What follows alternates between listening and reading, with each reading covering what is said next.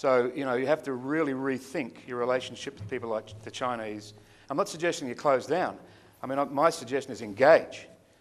I mean, that's Australia's problem, is like we haven't been necessarily good at engaging. We're in the backyard. You guys are the biggest economy in the world. Hey, and they own they've got the mortgage to a certain extent on a lot of capital that's sitting in this country right now.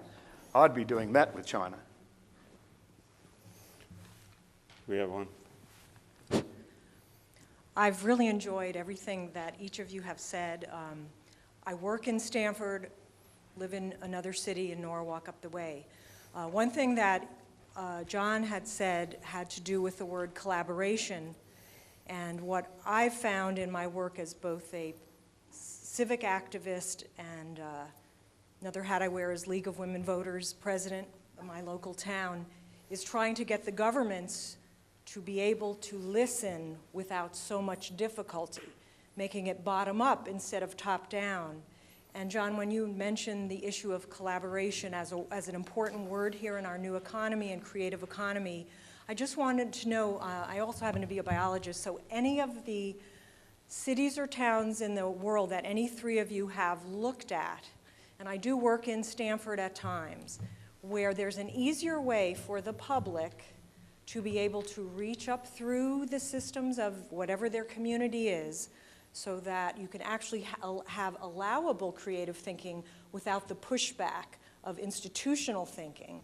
And again, with the word collaboration, it's kind of a feminist model, looking at nature and the word collaboration. Can we find a way to, in some way, get more estrogen in the system?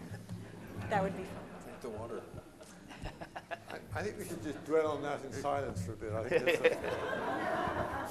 think that's such a lovely idea. I want to. Yeah. I have been monitoring for the last half dozen years on my own, and also a little company I'm chairman of called BOP, which is a consulting company based in London. We've been asked by many clients to do this for them. To try and rate cities according to the level of their day-to-day collaborative centers and organizations. And we've done some work, and other people have done much more work. And all the work that we have done and all the work other people have done has really not been very good.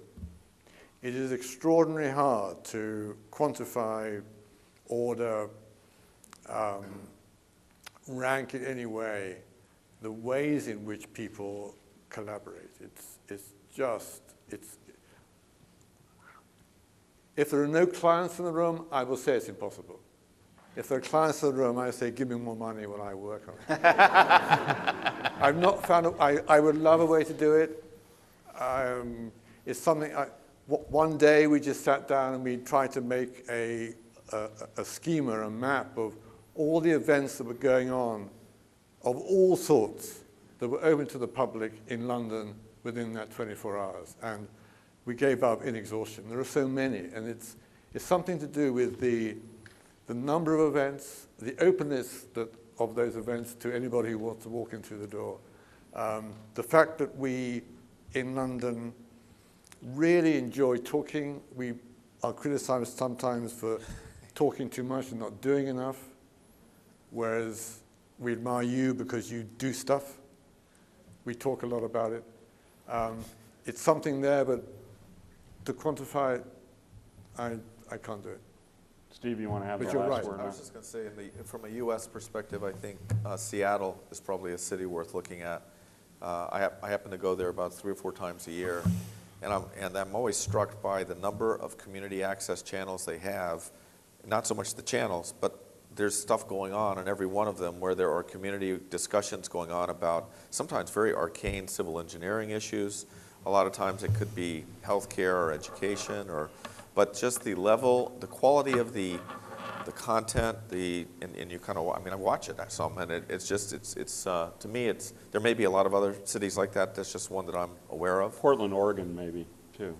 Okay. And so it just seems that that's one where it's data-driven, and it's really about everybody getting the condition, the status quo, understanding kind of from where you're trying to make a decision off of, and less about rhetoric and more about the analysis and so forth.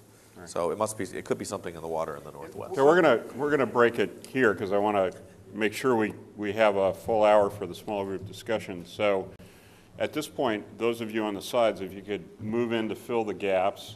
And again, what we want you to do is brainstorm, completely open-ended way about opportunities in the conditions we've been talking about for the last 8 months to create jobs, wealth, and the next Stamford economy.